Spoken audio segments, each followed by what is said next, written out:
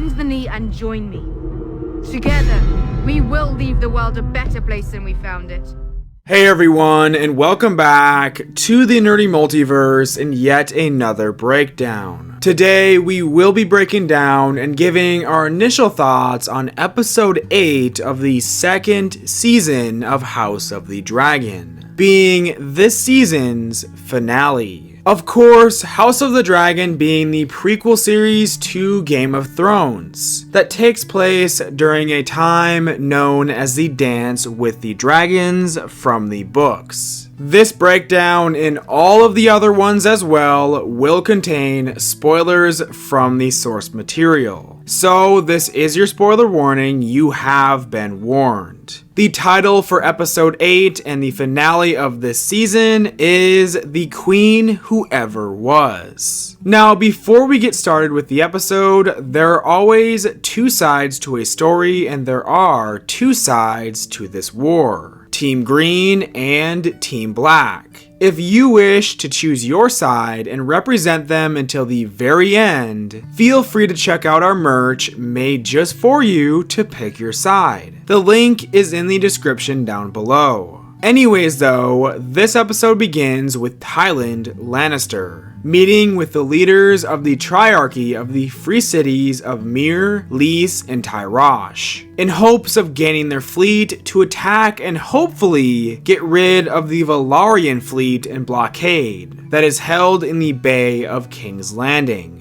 The Triarchy is their only hope of even coming close to taking down such a fleet, as they are basically bitter rivals with the Valyrians fleet, as we did see the conflicts that they had previously in season 1 when the Triarchy was led by the Crab Feeder. Now, before they join the fight, however, they require some sort of compensation, and in that, they wish to have Driftmark itself when all is said and done. Tywin also must gain the favor of their fleet commander for this to be a success. And it's kind of funny because throughout this entire episode, the fleet commander mistakenly calls Tywin Lannister, which is of course the character from the Game of Thrones series, and obviously a descendant of Tywin himself. We then cut to a quick shot of Aemond as he sits on top of Vhagar, after he went and burnt the town of Sharppoint down to the ground, all in anger to him realizing that he is not actually invincible and is now at risk of dying due to all of the dragons that have joined the battle in Rhaenyra's favor. Sharppoint has never been a crazy important location, but throughout history they have always been allies to those that ruled over Dragonstone. We then cut to Aegon as the Grand Maester tends to him, again giving him some milk of the poppy. This is also just so reminiscent of when Viserys was sickly himself. Larys then enters the room himself and meets with Aegon, as he urges them to leave King's Landing as Aegon's life is in danger, not only because of Rhaenyra and her newfound dragon riders and dragons, but also because of Aemond, who is absolutely furious now and could possibly lash out against his brother, who is the actual ruler. Larys suggests that they travel and hide out in Essos and return when everything has calmed down. Aegon will then sit the throne once more as Aegon the Victorious, risen from the ashes, Aegon the Rebuilder, or Aegon the Peacemaker. But Aegon wants to take what Rhaenyra was referred to as. He wants to be known as Aegon the Realm's Delight. Now, Aegon also does say here that his dragon is dead, and we also learn that he supposedly cannot have any more children due to his injuries. Now, the Sunfire bit is likely not true, as Sunfire was also believed to be dead for quite some time in the book, until of course he was revealed to be shockingly alive. Now, as for the children part, this is a decently big change from the book. And if it turns out to be true, that would mean that he will not have his third child, known as Maelor Targaryen. Maelor was not a massive player in the dance really, but he was another example of how far the casualties and tragedies can go.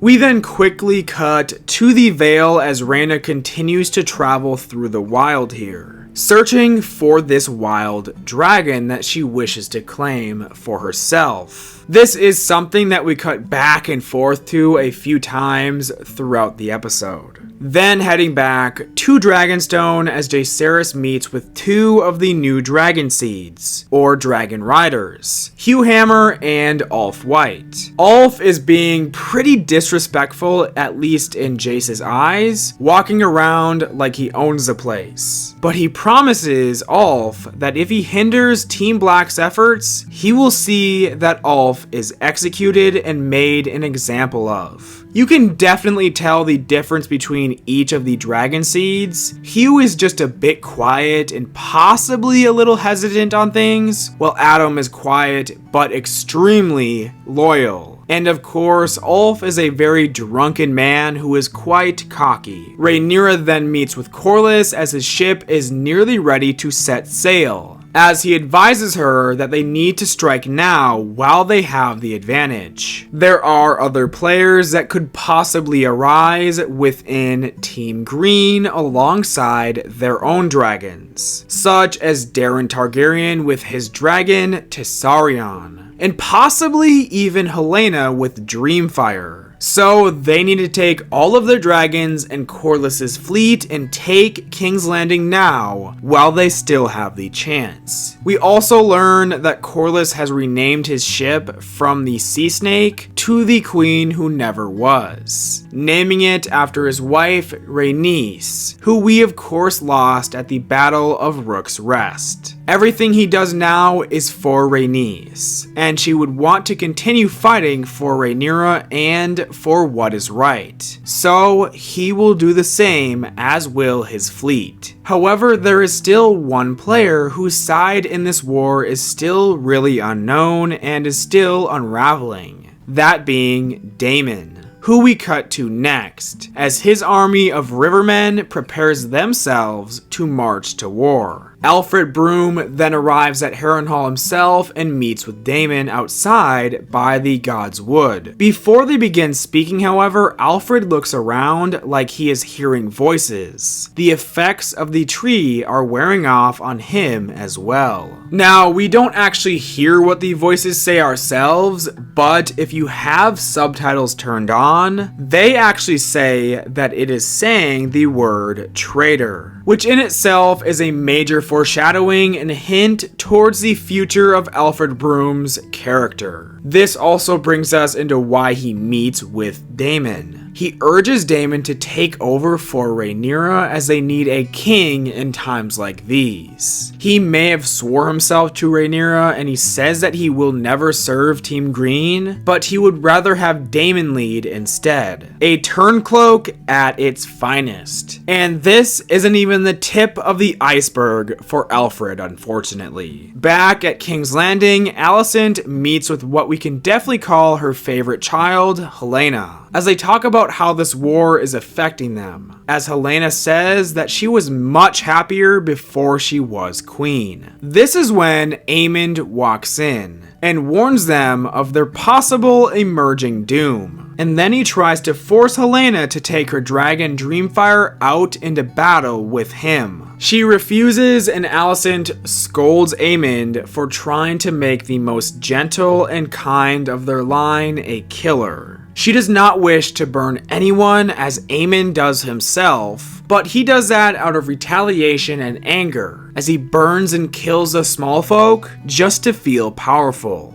as Alicent says herself. Now, Alicent does say that Helaena does not have any taste for dragon riding, Obviously, she could just be referring to dragon riding as in the sense of battle itself, but if she literally means dragon riding as a whole, then that is a very strange thing to add, to say the least. As it was described in the source material, Helena's greatest joy in life is to take to the skies on the back of her dragon, Dreamfire. However, just to give some hope there, I am sure that she is just referring to dragon riding into battle. After seeing this happen, Alicent is desperate to try and change this all before it gets 10 times worse than it already is. So she meets with the Grand Maester to seek passage secretly. Now with Alicent's brother Gwaine Hightower as he confronts Sir Criston Cole after seeing him bearing Alicent's favor.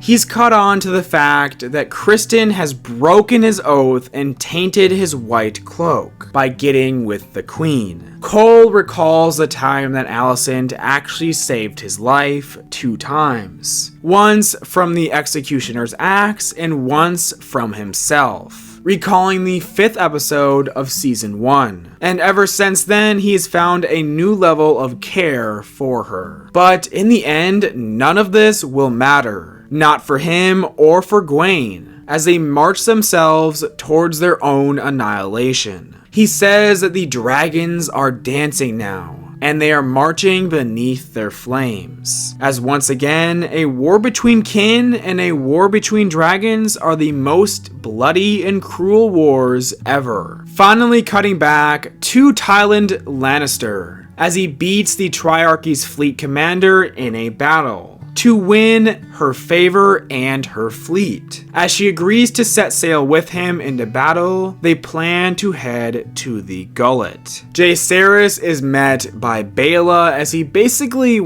pouts about the dragon seeds, where she says that she does not care what he is still the heir to the Iron Throne and the prince, and the son to the rightful queen. But if he continues to complain about the dragon seeds, that is only going to downplay his role more than them having their own dragons.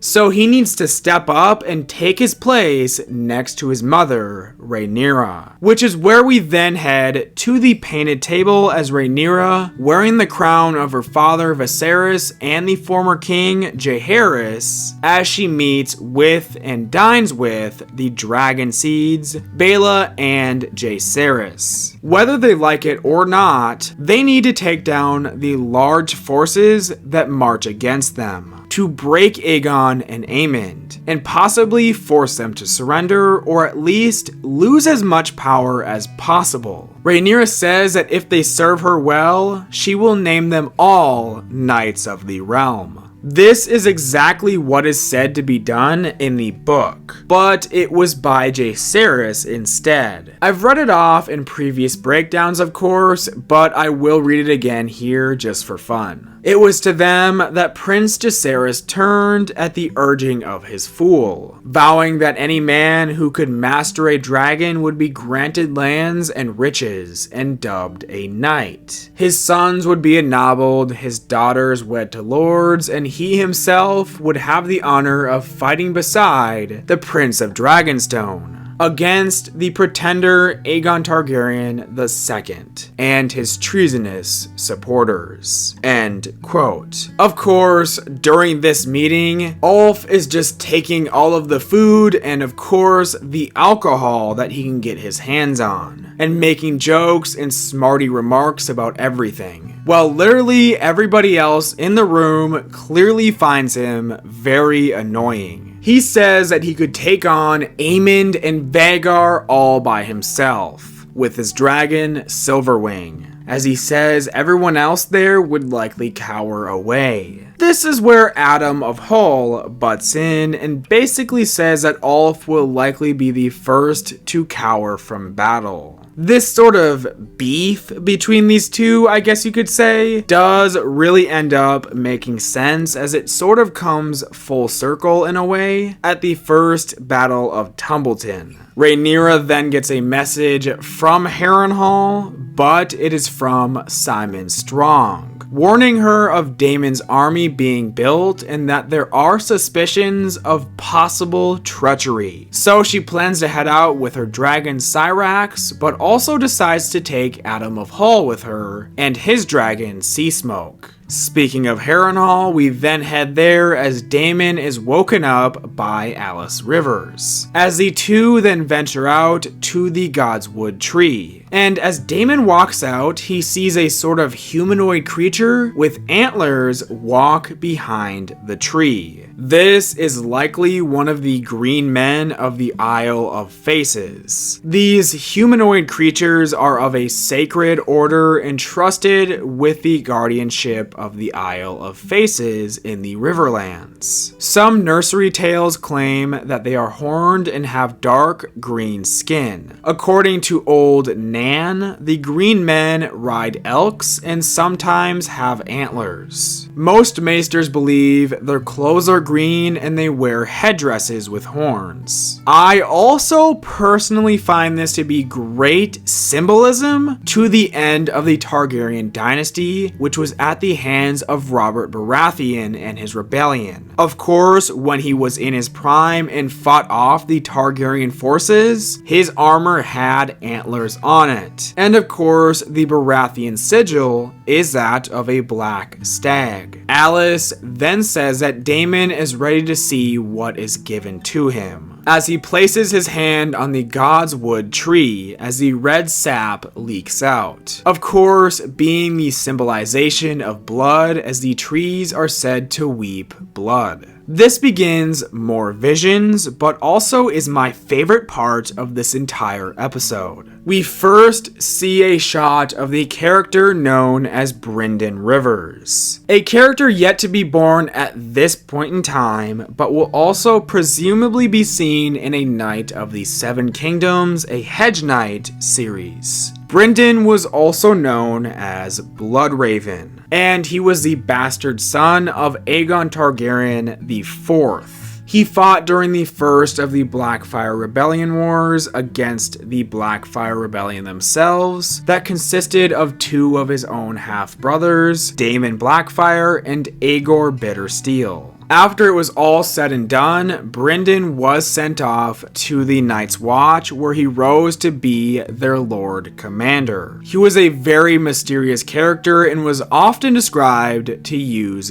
dark magic. He also was the last known wielder of Daemon's own sword, Darksister. We of course saw the three-eyed raven in Game of Thrones, which is obviously supposed to be Brynden, although he did not have that birthmark. We then head to the north, where we see a White Walker marching with a force of the undead, of course hinting to the Long Night, as Daemon then walks through a field of the dead, where we also see a few dead dragons in the background. Now, the dragon that we can actually see resembles that of Dreamfire, but it also looks like it could be in the dragon pits. So this likely could be a vision of the storming of the dragon pits. A very horrific event, to say the least. Daemon is then seen falling into the depths of water, hinting towards his possible fate at the battle above the God's Eye. Although in the source material, his real fate is relatively unknown and there is a lot of speculation, as his body was never actually found anywhere. He then sees 3 dragon eggs, and then the biggest shot of them all, as we see Daenerys Targaryen with her 3 dragon hatchlings, Viserion, Rhaegal, and Drogon.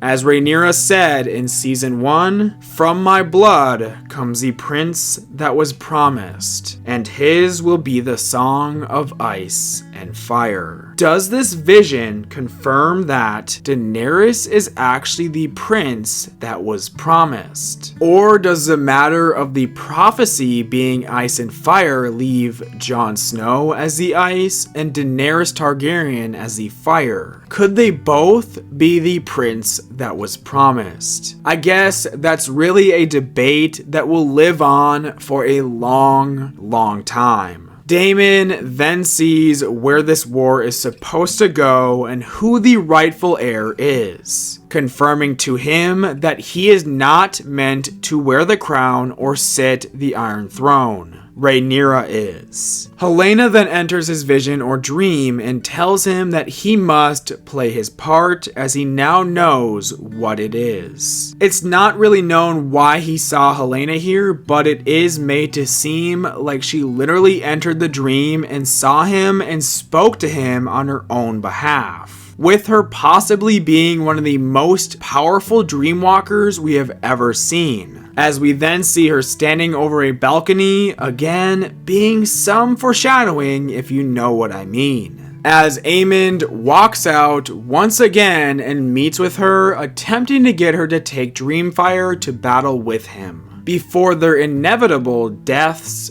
fall upon them. But with her being the dreamer that she is, she says that she knows all of their parts in this game. And if she refuses to take Dreamfire out, Aemond will likely just burn her as he did with Aegon, as she saw him do it. But it doesn't matter because Aegon will sit the throne once more and Aemond will be dead, as he gets swallowed up in the God's Eye and never seen again, as she says, in a not very subtle way at all. We then cut to Harrenhal as Seasmoke and Syrax fly overhead as Rhaenyra arrives to check on Daemon and his standing in this war. As Caraxes watches the two fly in, he roars at them, definitely roaring at Syrax and saying, "Finally, my girl is here, now get me out of here." Rhaenyra then meets with Daemon, who tells her that the armies have sworn to him, and so they have also sworn to Rhaenyra. His views have changed as he has seen that winter is coming and the realm needs someone to unite them all, and that is meant to be Rhaenyra for the time being, as he speaks of the prophecy of ice and fire and how he has seen it himself, just in the same way Viserys used to speak of it as well. In a beautiful moment, as he draws his sword, the entire army of Rivermen cheer for Rhaenyra as they prepare to go to war. Now, if you take note here, you can actually see Alfred Broom stand up and walk off after they all swear to Rhaenyra. Corlys then meets with Alan of Hull, who ends up absolutely laying into the man who is supposed to be his father. Him and Adam grew up without a father figure because they were disregarded as bastards, while Laenor and Laena were raised in royalty. And now that they are both